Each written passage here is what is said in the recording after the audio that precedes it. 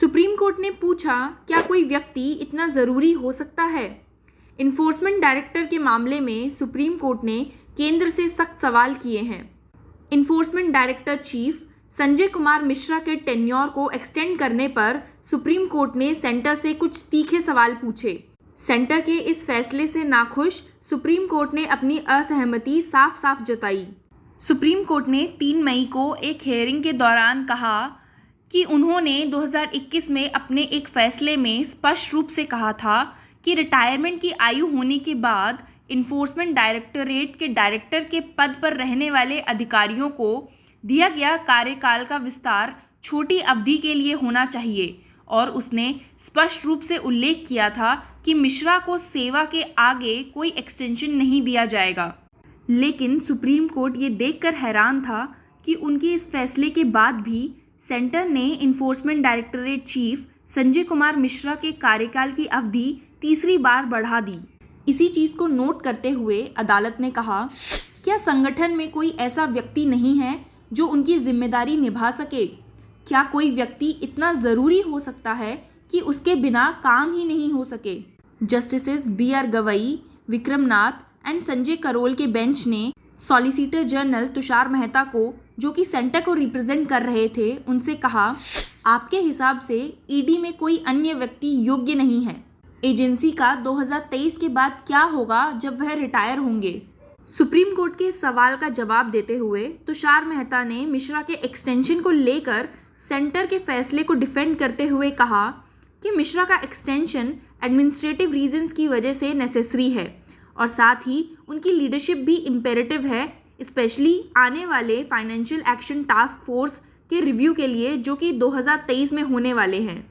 उन्होंने कहा, the next review of India's anti money laundering laws is due in 2023 and leadership continuity in the enforcement directorate is critical to ensure that India's rating does not slide down.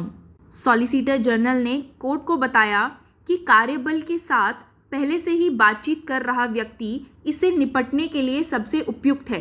Solicitor general ने कहा कि हालांकि कोई व्यक्ति इतना अहम नहीं हो सकता कि उसके बाद काम नहीं हो सके, लेकिन ऐसे मामलों में निरंतरता ज़रूरी होती है। तो सुप्रीम कोर्ट ने इस पे तुषार मेहता से पूछा, Is there no other person in the entire organization who is competent to discharge these responsibilities? Even if we accepted your argument, what will happen beyond 2023 when Mishra finally retires? What will happen to the Directorate of Enforcement then? If he had, for instance, completed the 5-year period that has now been set as the outer limit, what would have happened? Would you have allowed, instead of 5 years, 6 years by an amendment? इन्हीं सवाल जवाब के सिलसिले में तुषार मेहता ने एक और argument court के सामने पेश किया। The solicitor general questioned the right of intervention of leaders of the political parties who have filed certain PILs challenging the amended law allowing extension in the service of the chief of ED। लेकिन bench ने उनके इस argument पर अपनी असहमति जताई और कहा, केवल इसलिए कि कोई व्यक्ति किसी राजनीतिक दल का सदस्य है, क्या यह उसे याचिका दायर करने की अनुमति नहीं देने का आधार हो सकता है? क्या उसे अदालत आने से रोका जा सकता है? लेकिन मेहता अपनी बात पर अड़े रहे। उनका कहना था कि पिटीशन पर्सनल नहीं बल्कि पब्लिक इंटरेस्ट के लिए होना चाहिए। मामले की सुनवाई पूरी ना होने के कारण 8 मई के लिए इस केस को शेड्यूल कर दिया गया। सुप्रीम कोर्ट ने मिश्रा को तीसरी बार सेवा विस्तार दिए जाने की चुनौती देने वाली याचिका पर 12 दिसंबर को केंद्र और अन्य से जवाब मांगा था।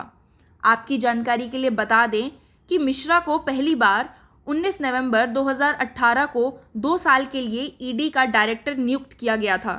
बाद में 13 नवंबर 2020 को केंद्र सरकार ने एक आदेश के माध्यम से उनकी नियुक्ति पत्र को रेट्रोस्पेक्टिव इफेक्ट से मॉडिफाई किया और उनके 2 साल के कार्यकाल को 3 साल में बदल दिया।